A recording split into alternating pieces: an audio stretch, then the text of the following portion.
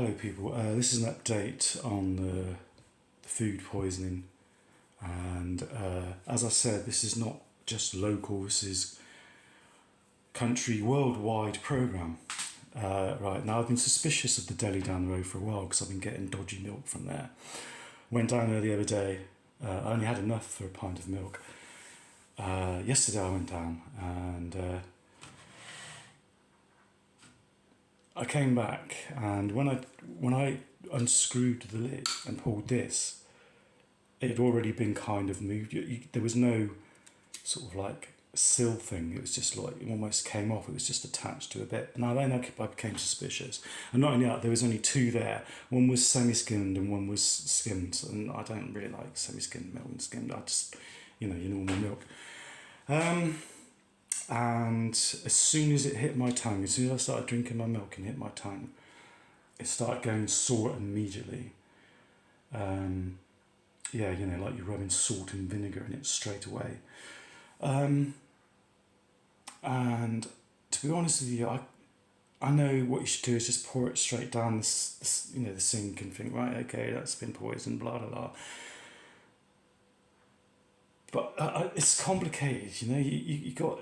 It's not have no tea. So anyway, I thought, right, okay, let's check this out. So I had it in my tea, and I forgot this. If you boil it up, it seems to take some of this nastiness out of it. Anyway, I'd sort of drank 3/4 of a pint. I had it in tea and stuff and bits and pieces, and no word of a lie, I had a really, really bad night, like I had drank some poison. It was horrible, people. It really was. I woke up feeling really exhausted, lethargic. I found it hard to move.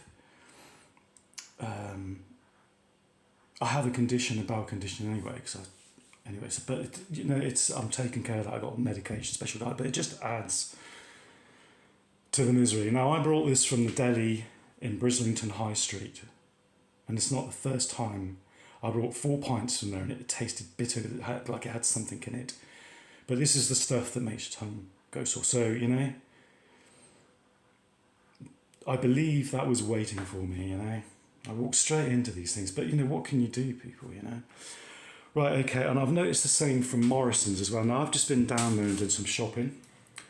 And I'm going to open this now and see if this plastic bit is sealed properly, and it's sealed properly. Okay, so let's try and take that off. Right, now I'm going to have a quick sip and let you know. I just brought this from Morrison's.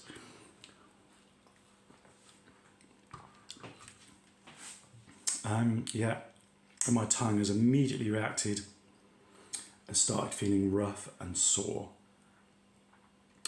It's not as bad as that was, but it's there. It's definitely there.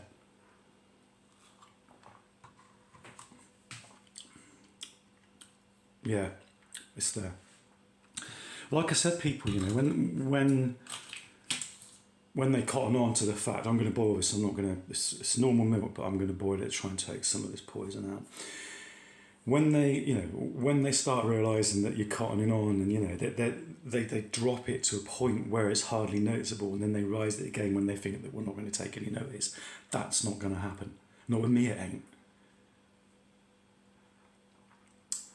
So anyway, I've managed to recover, and I boiled this up with the rest of to have my breakfast, and it wasn't too bad. I can't tip stuff down the sink that costs, how much? That's 70 pence. In Morrison's, there's £1 for a pint of milk. About, 5 months ago, it was 50 pence. And this is about £1, isn't it? 25, Anyway, and it's not just in the milk. I found that in Brislington High Street. Anyway, I just wanted to get that out there, people. Careful what you're drinking. I haven't checked out the baby powder milk yet, but I'm going to do that. I even thought some time ago, baby food, do you know what I mean? At least you know that it hasn't got... and Lidl, I tried some raw burger, and to my amazement, it never made my tongue go sore at all. Okay, the cheese is okay. So, you know, the tomato sauce, I don't know, it's, anyway. So there's something's been said in Lidl without a doubt, and that it was really nice to have a cheeseburger knowing that it never had that poison that makes your tongue sore.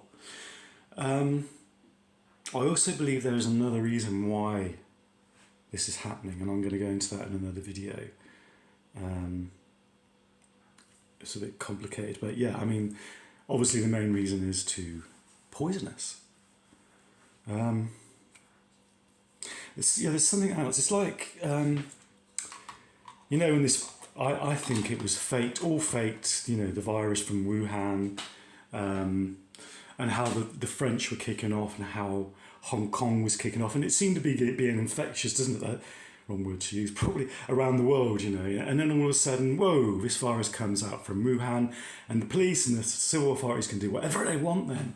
And that they crushed the rebellion, and can't even walk out on the street without getting arrested. Now, I think this has caused a bit of a psychosis. I mean, well, no, it definitely has, for people that go to supermarkets. You stand 5 foot apart. Are you wearing a mask? Going to call the police because you're not behaving yourself in the supermarket? And I think that's kind of given birth to a bit of subconscious, collective, conscious paranoia. To going in a shop and doing your shopping, and because that little bit's there still, and it shouldn't be there. You're just a shop, you're just a supermarket. Go in there and do our thing and make sure it's not poison, make sure it's the right price, and treat customers with respect. As long as we treat but there's something there, isn't it? There's that little bit there that you're slightly anxious, slightly, which has been induced in us. Okay, so and then they start the real stop, the poison thing, and then you're sort of like, you're hesitant about somebody saying something, or, because you've still got that chip on your shoulder from all that supermarket. I'm just thinking they use that, You get my point. Anyway, that was the only other thing I wanted to mention. I'll be making another video soon. Stay safe, keep fighting, people.